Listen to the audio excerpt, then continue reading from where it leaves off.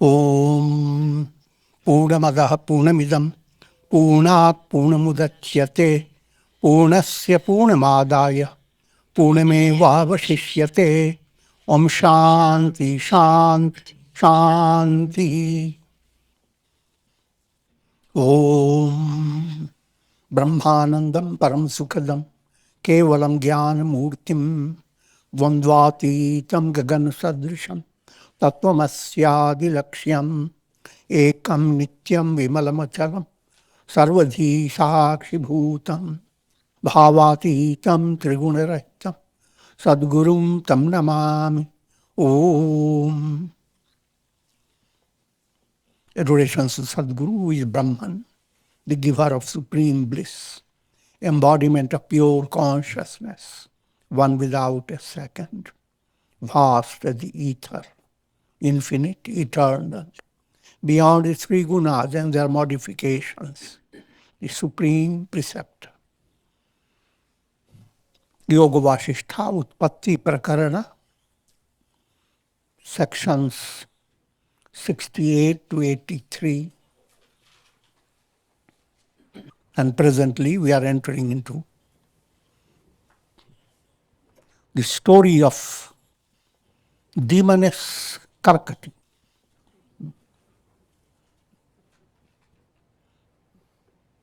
It's a style of Yoga Vasishtha, a style of ancient literature, spiritual literature,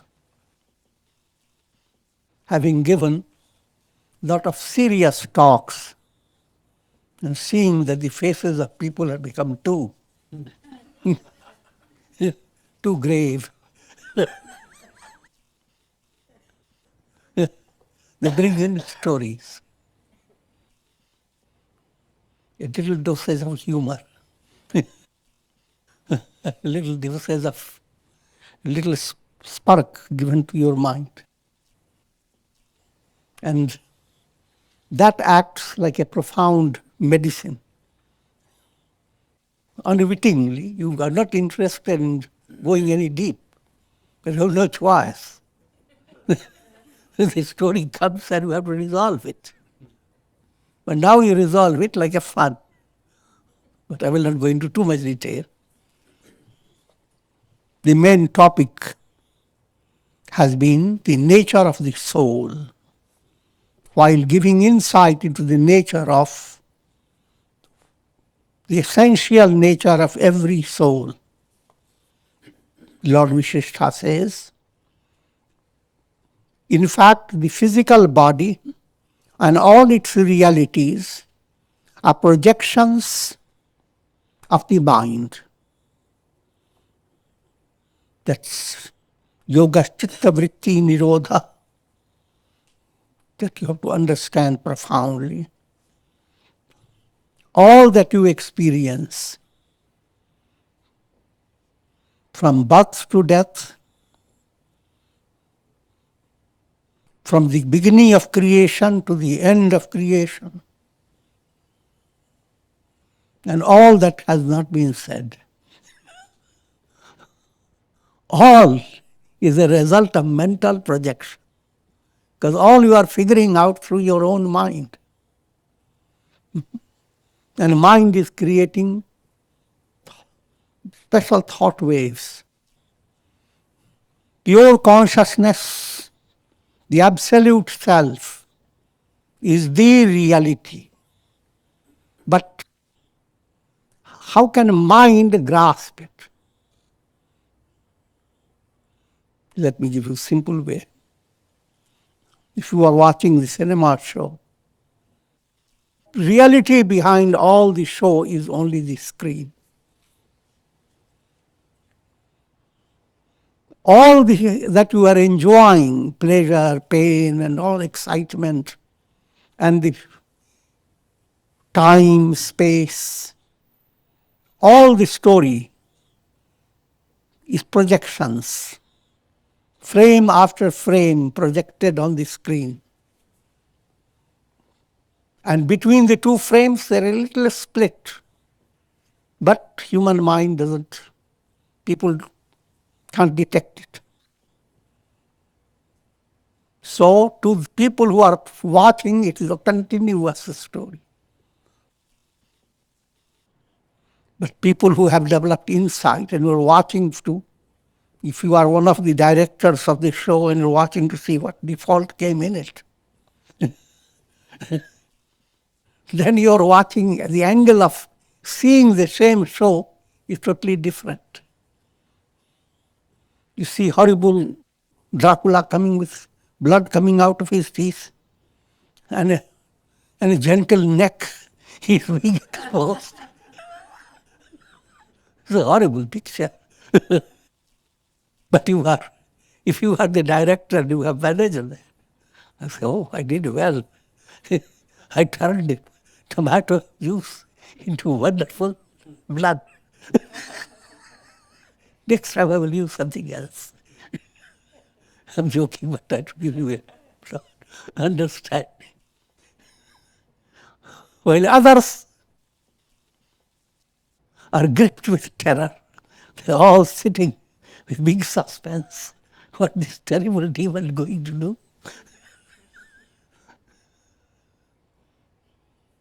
That's in a very broad way. That's the nature of the world. If your mind is not enlightened, then you take everything that comes, everything that you experience through your mind, you imagine through your mind, everything you take it real.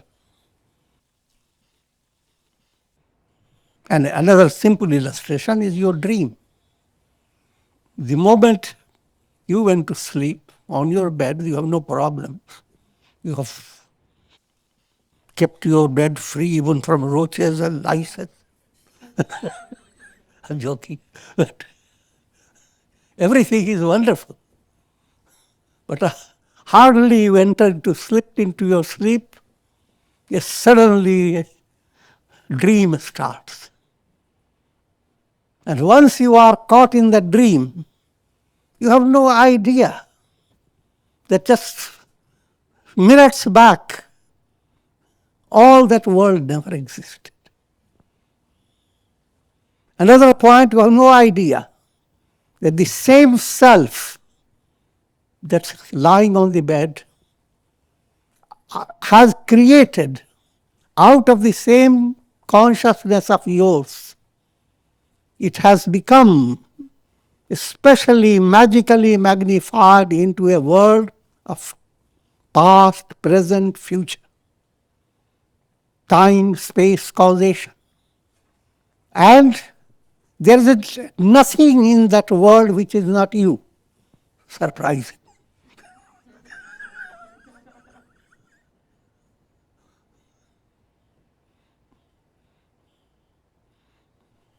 All the good things in your dream, flowers and birds and peacocks dancing and whatever considered very good, you are.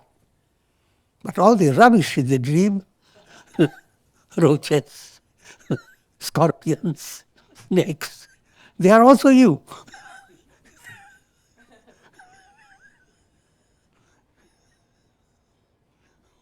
But as long as you are dreaming, you have no choice. You go on experiencing joy and sorrow. And sorrow seems more real than the joy. I'm improving upon this story.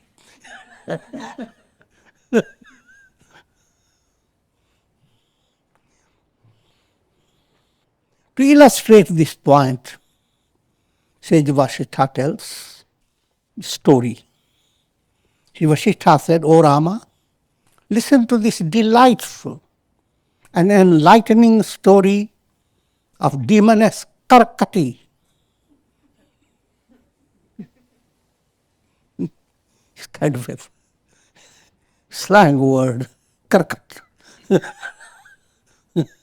Whenever there is a lot of garbage in the house, it's described as Karkat. Throw it away.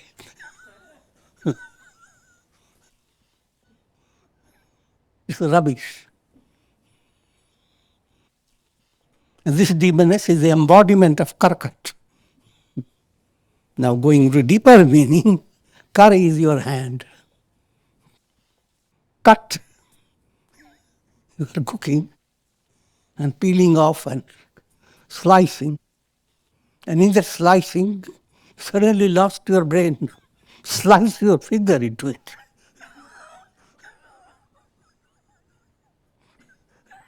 Imagine what type of food you are going to eat.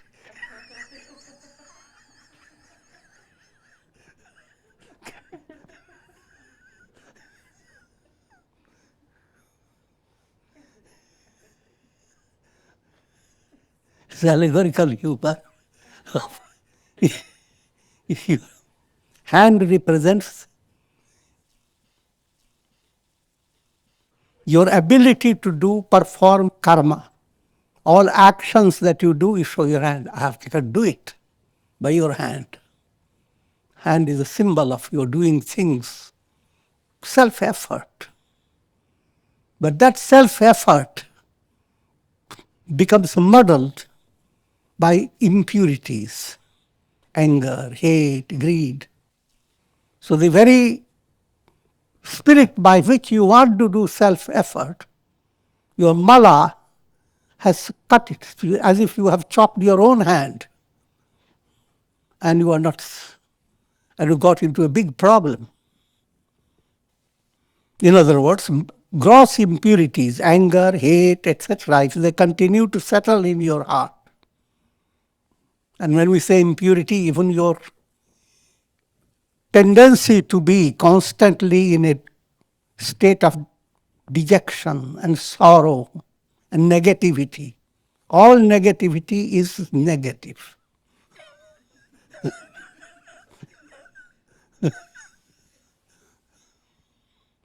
And they're all called mala.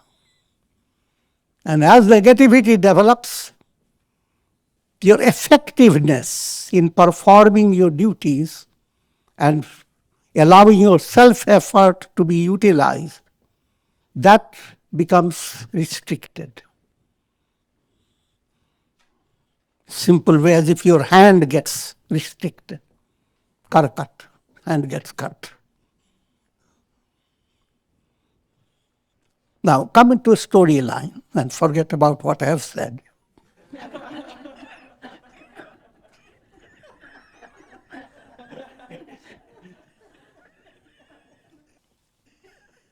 In the northern part of the Himalayas, there once lived a gigantic demoness named Karkati. She became well known by two names, Vishuchika. Shuchika means needle.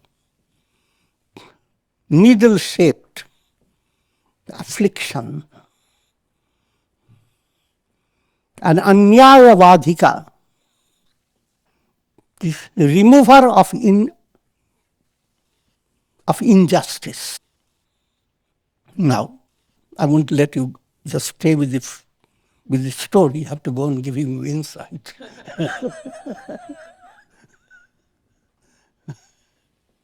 Gross impurity is called mala. And the mala exists in the beginning, very in a gross form. Someone is angry and hate, your sorrow, your dejection, your laziness, your inertia, all one can see, look at the face and immediately know what's going on.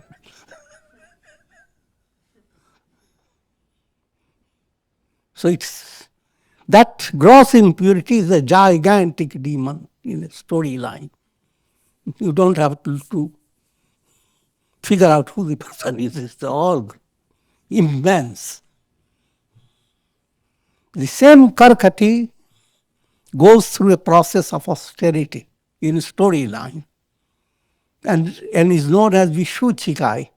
He receives a boon that makes, according to her own choice, she becomes like a needle-shaped. So little that you are pierced by it and you don't know what pierced me. You have to find it out. The needle sometimes, the modern needles are like that in medical science. And that, again, coming back to one side I'm giving a story, another side philosophy. Gross mala exists in the form of subtle vasana.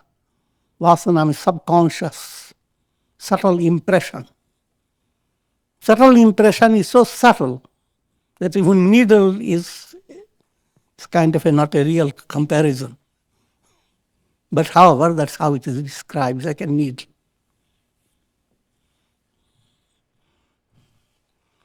Another name that she receives is Anyaya Vyavadhika.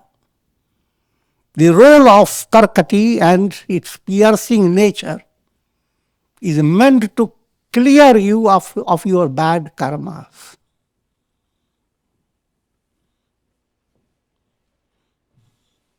So, Anyaya Vyadhika literally means remover of injustice. Injustice means adharma.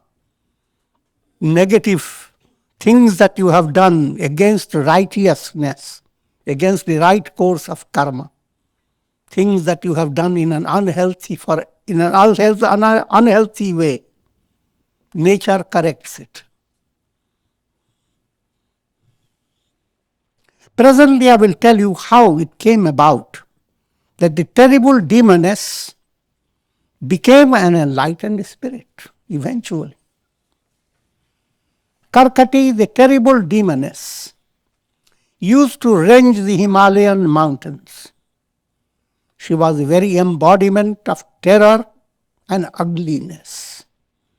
That's the picture of what humanity, all people face day by day. Story of terrorists. And different forms of trouble. Remember, we speak of 3 types of trouble. They are known as tapa. Subjective trouble, troubles that come from within your own body. And I will not go into details. And objective troubles that come from the world around you, from society, from your own family, and then there are birds and beasts, and there are scorpions and mosquitoes, all the troubles, objective trouble. And then act of God. You never know when the hurricane will come, an earthquake will come. But there's no guarantee. You can't guarantee all that. If you live in the world, you are under the impact of all the 3 types of tapas. You want to be free of it, do tapasya. The same tapa term is negated by tapa. Tapa is disciplining manasa, vacha, karmana, disciplining your mind, speech, and action. Practicing meditation, and so forth. Now, coming back to the story, Karkati, the terrible demoness, she was the very embodiment of terror and ugliness. She decked her gigantic body with a garland of human skulls. In the storyline, she is just a devourer of human beings.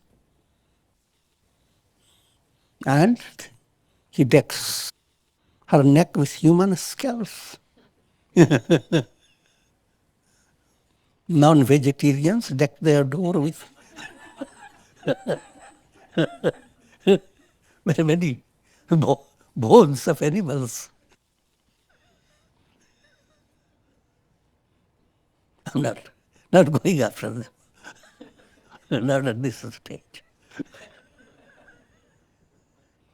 Giving you subtler meaning. The garland that decks the neck of Karkati, that relates to Asuri Sampat, demoniac qualities, literally meaning demoniac wealth, Sampat. And what is that wealth? First one called Dambha. Dambha means hypocrisy. You don't have Say, for example, you don't have real strength, you don't have the ability, but you are just a sheep, and you put on wolf's clothing.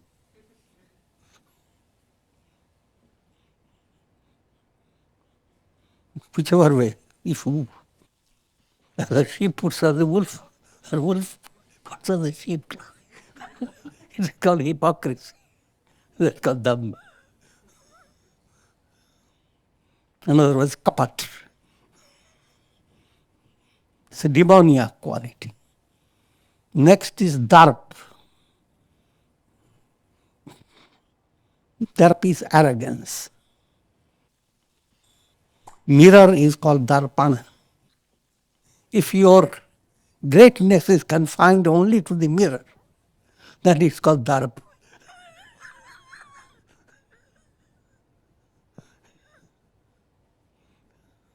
How good am I? I'm a great person, generous, kind, compassionate. And then you see the mirror. You say, oh yeah, that's exactly correct. The mirror proves it. If you have that type of attitude, that's called dharma.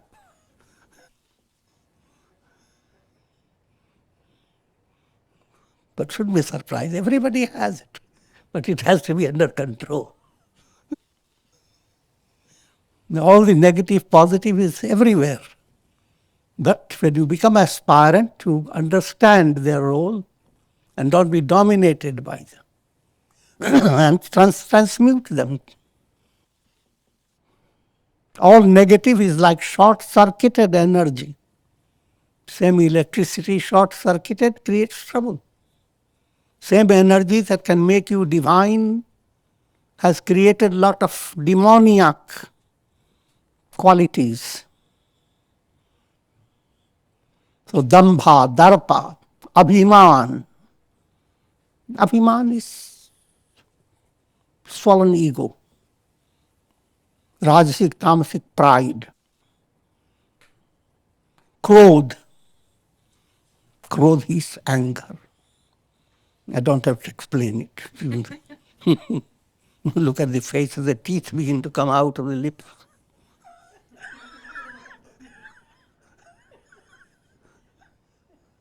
It's called anger.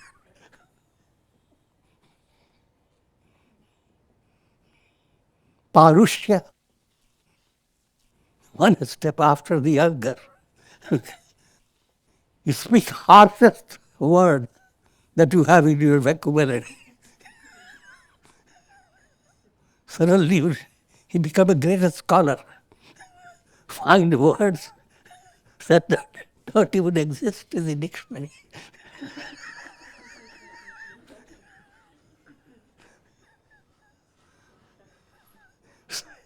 I'm joking. And those words are very effective.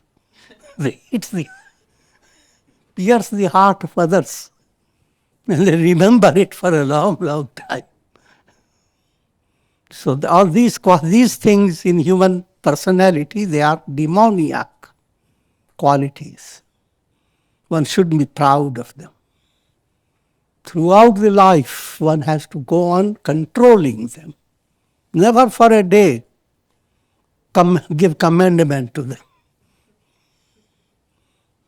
And finally, ajnan, ignorance. So these are the real skulls that adorn this demoniac mala, gross impurity. Her greatest desire was to devour all living beings. Only this could satisfy her hunger. In order to acquire this power, she practiced intense austerity in an inaccessible part of the Himalayas.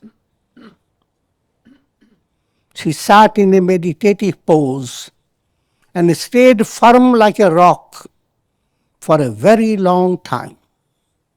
Days, weeks, fortnights, months, and years pass by. After a long time, Brahma, the dispenser of the fruits of karma, presented himself before Karkati in order to bestow on her the fruit of her austerities. He told her that she could receive any boon she wanted from him. Now, story is told to the lay audience, they take it literally, that's how it happened. But this is not really the purpose behind it. Purpose behind it to understand the role of impurity within your personality. These stories are giving you insight into mystical psychology of your mind. And any negativity that has developed in you that restricts your realizing, I am all this. Imagine, I am the sun. That's the potentiality of a reflected sun. But instead of discovering that, the reflected sun in a jar of water is looking at the eyes of the fish and frightened by little things all around it. I'm giving you for easy understanding. Same is the predicament of every human being.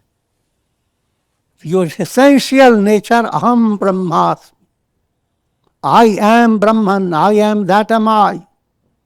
Instead of mind working upon it, the mind is going after negative things and feels pressured. This situation has developed not overnight. The mala in you has practiced austerity.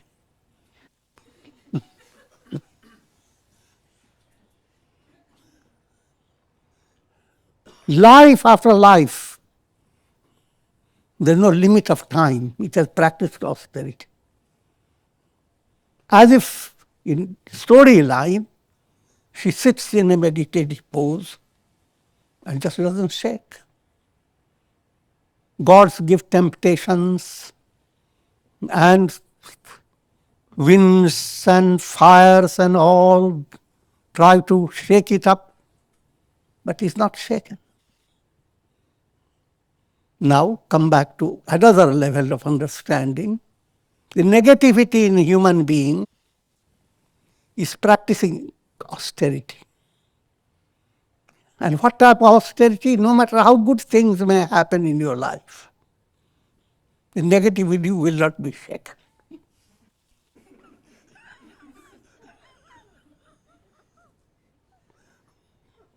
No matter how many good things are happening in the world, the negative you will choose the most negative news and stay frightened. In other words, you have all the choices for being very positive. All things are glaring reality before you. You are living in this body.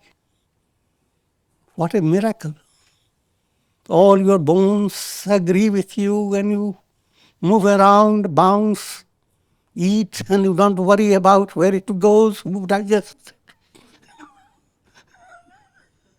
it.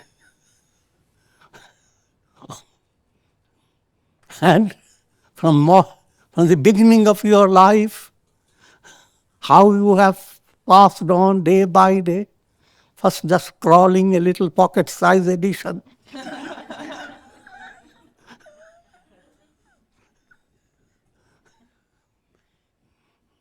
How much love and warmth you have received, and how much you have discovered amazing ability within yourself. All these are the temptations, and the negative in you stays firm, unshaken. Don't believe in it.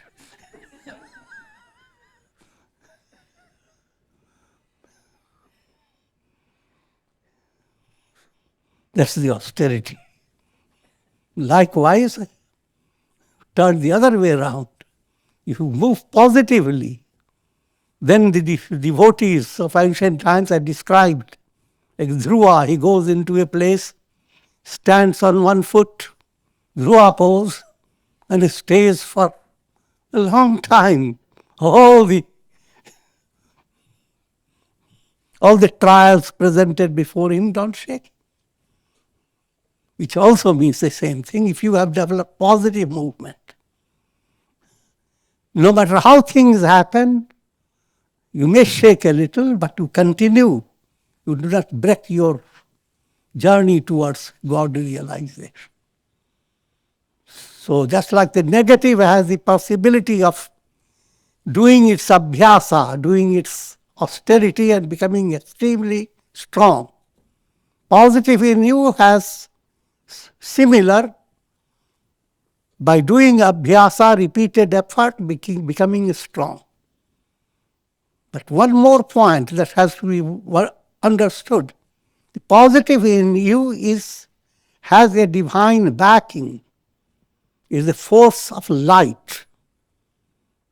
If positive is gaining power, it is not imitation power. It's a real glory of your soul. It is revealing.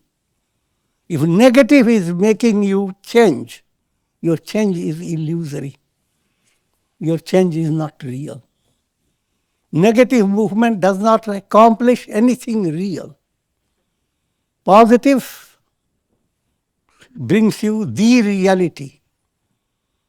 So therefore, moving to positive gains a special power. You do not have to bring in your mind unnecessary worry that I have done so many negative karma, and now I have to do good karmas.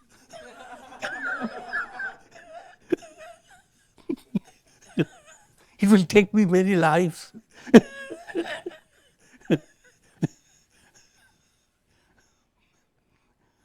That's not so. The moment you turn to positive, the moment you begin to open your window, light begins to flood in.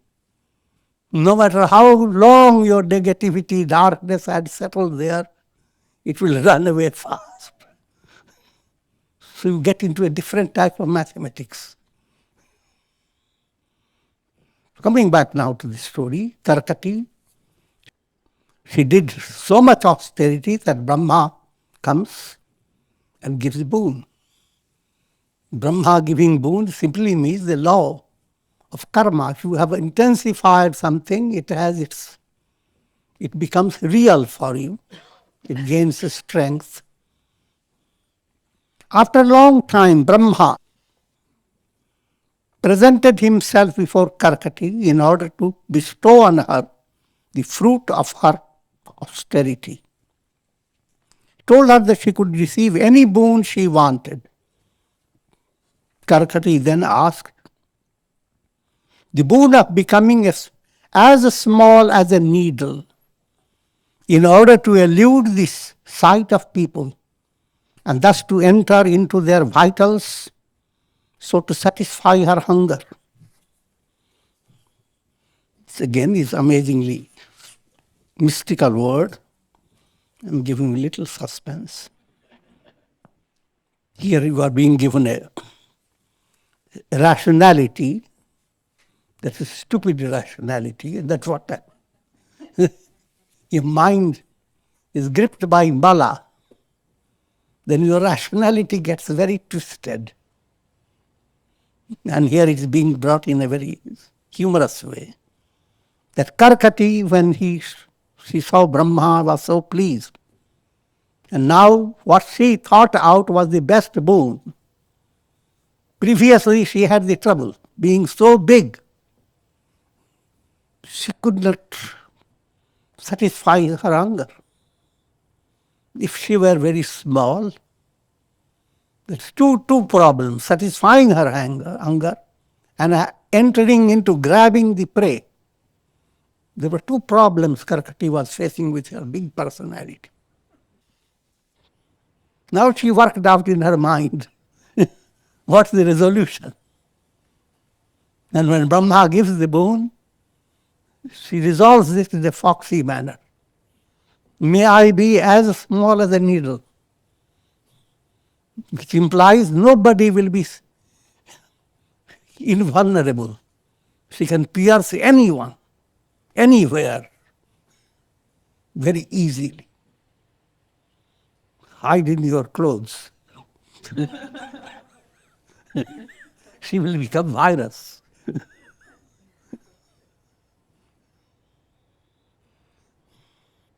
And therefore, two types of resolution. Big body, she doesn't have to carry that all weight and hard time to grab people because of the big body. Now, being small, in her mind, everything was accessible. And another, she would enter into the vitals of the person and have complete freedom to sip. That was her logic, you see. And in a philosophy line, what you are being told, that mala it has two stages. Gross impurity affects you in the practical reality of the world. But then it doesn't stay. You can easily remedy it. You've done something wrong, say to a person, I did it, please forgive me. It's all right, I don't have to forgive you. You are a wonderful person.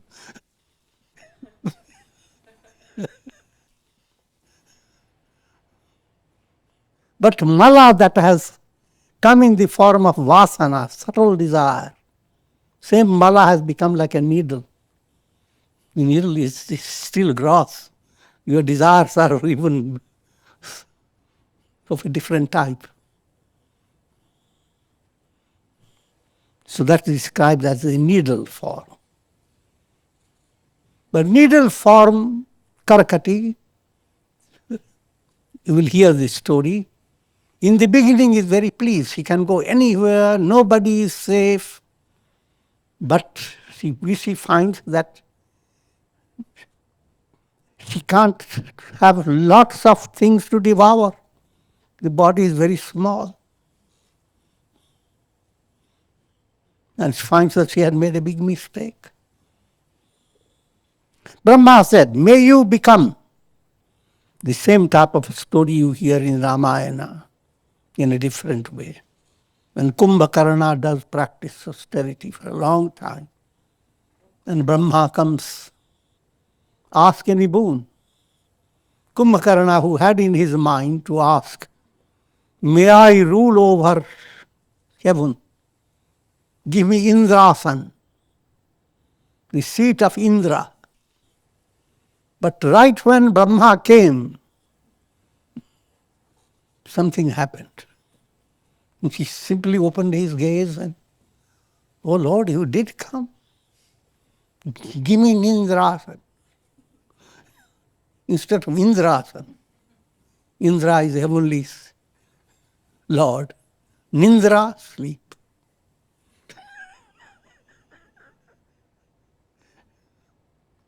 Negativity in you twists the angle of your vision, what you want to accomplish. Negativity puts you backward. You want real happiness. Negativity, no real happiness, not happiness.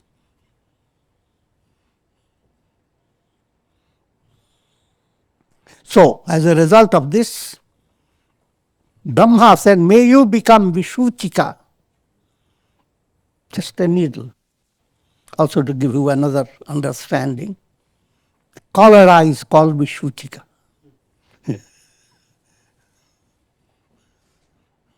Cholera is contagious disease. In old time, sometimes village after village were just swept by cholera. And that disease was called Vishuchika. But that again is allegorical. Is similarly, this vasana, negative vasana becomes a virus and keeps your soul under virus, under fear. Escaping the notice of people, you will be able to enter into their vitals. That's what happens with the viruses.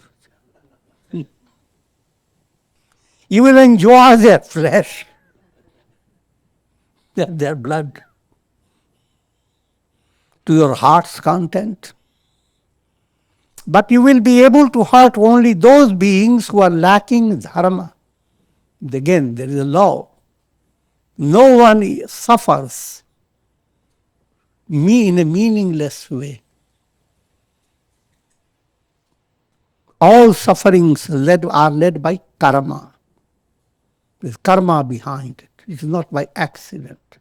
The Brahmas became confused. This suffering that he wanted to give to somebody, suddenly dumped it on the head of somebody.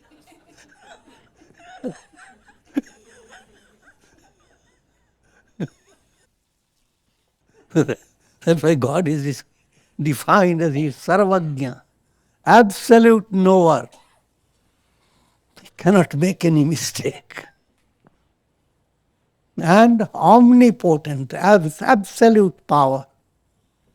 Nothing is impossible.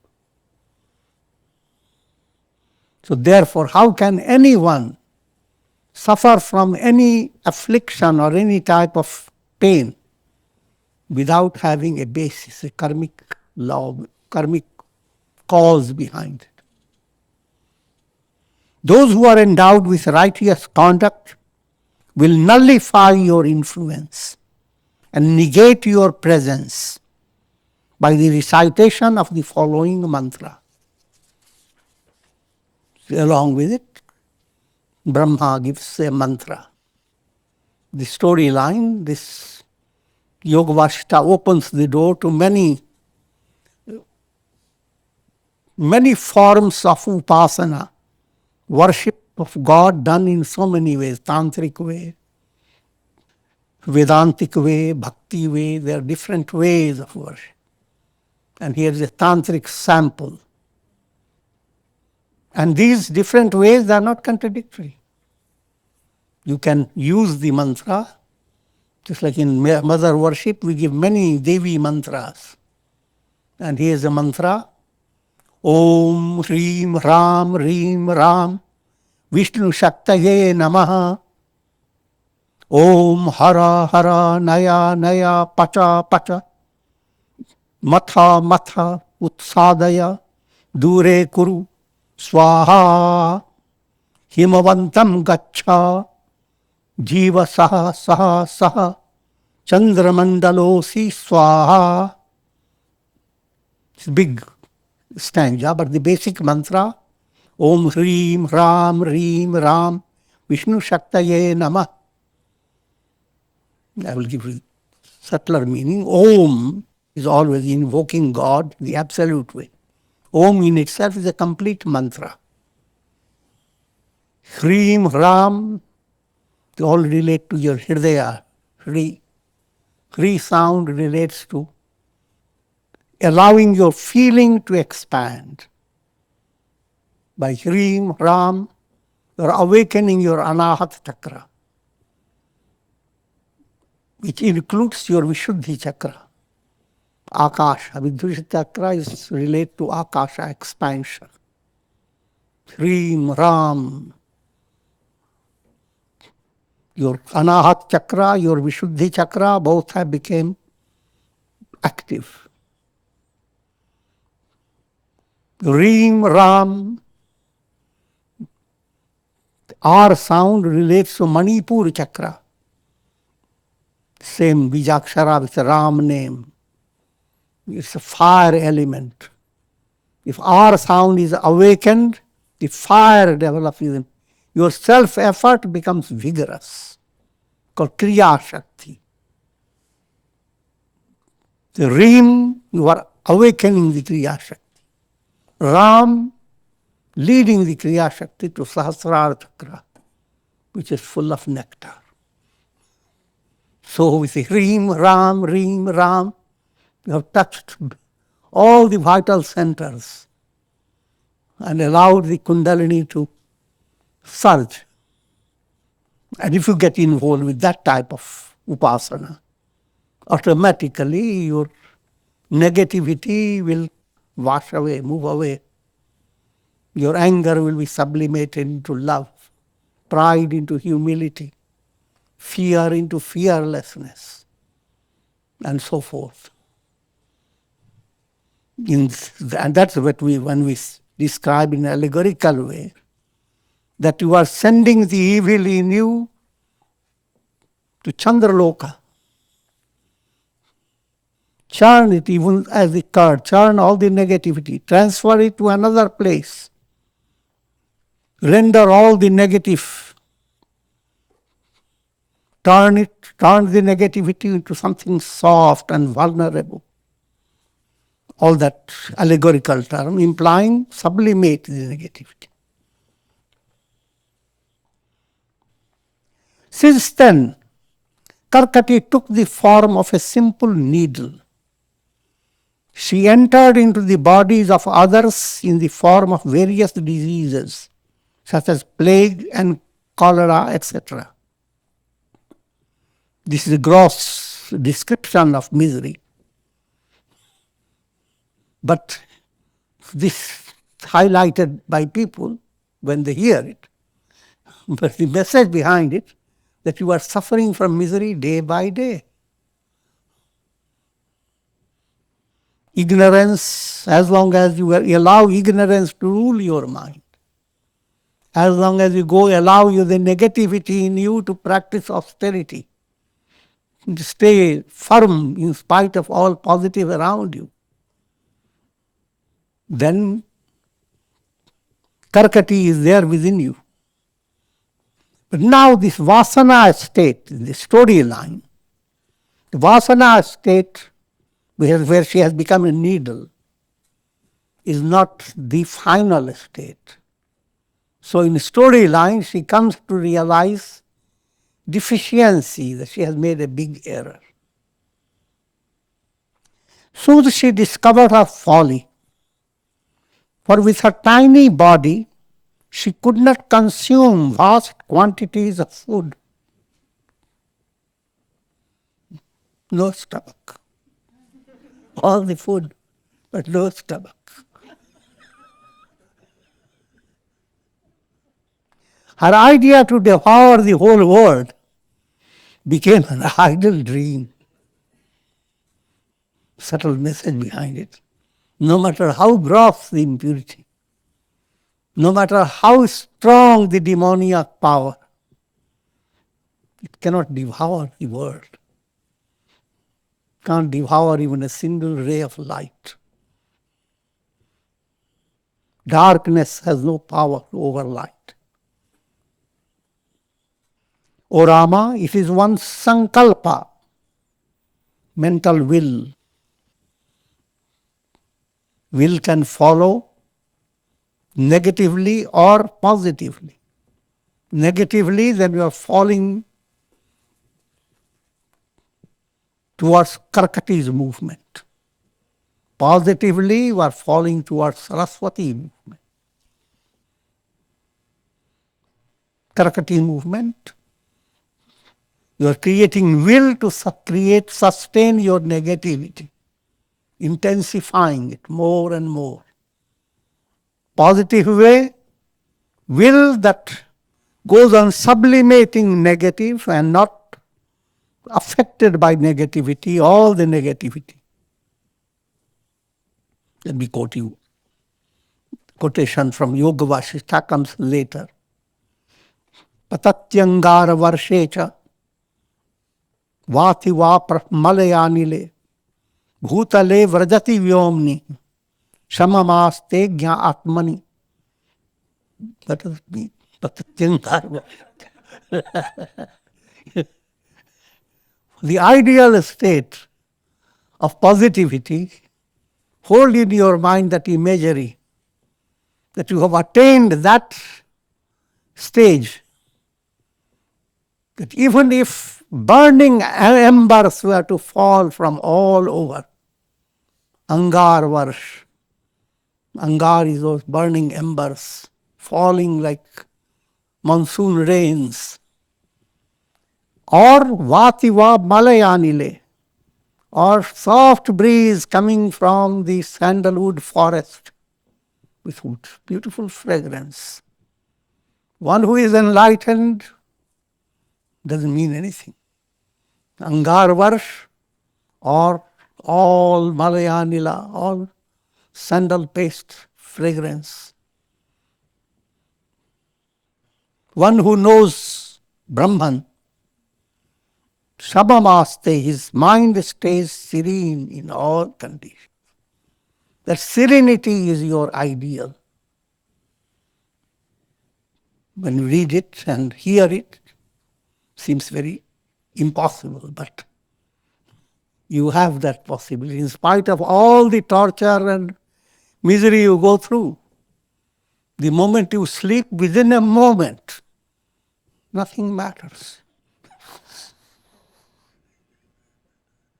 You slip into a state which is your real state. You're going close to your own self.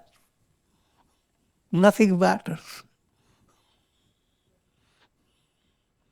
Therefore, if you have gripped that understanding of who am I in a profound way, and you can't do it unless you practice integral yoga and be profoundly nourished by satsanga and abhyasa, repeated effort. But when you have done it, then there is nothing in the world that can shake you.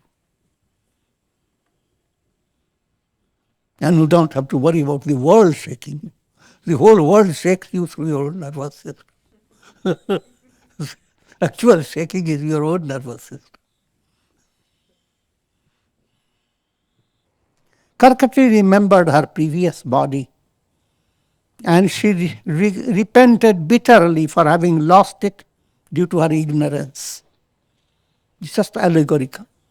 She found herself drowned even in a small pit of mud, and fully satiated only a small drop of blood.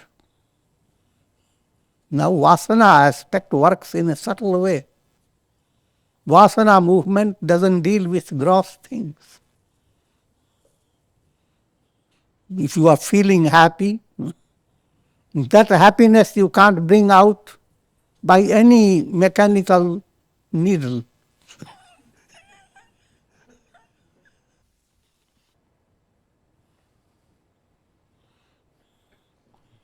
It was disgusting for her to enter into the vitals of numerous bodies only to dwell within their blood and flesh. She decided again to take recourse to austerity to correct her folly. In a storyline, you are always hearing somebody doing all the austerity. The real message, you go through it.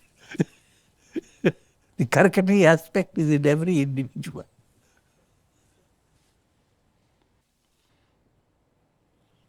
And how the correction takes place, that we will continue.